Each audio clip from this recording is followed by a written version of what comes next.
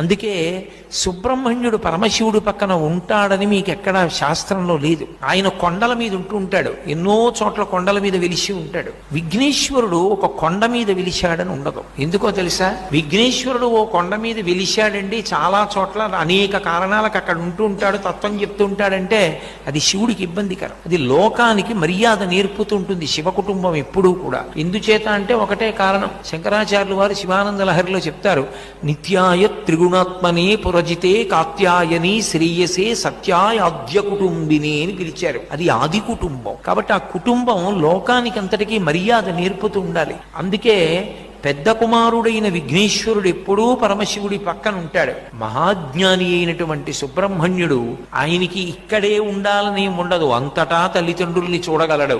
అందుకే ఆయన లోకానుగ్రహం చెయ్యడం కోసమని వివిధ పర్వత శిఖరముల మీద వెలిసి ఉంటాడు.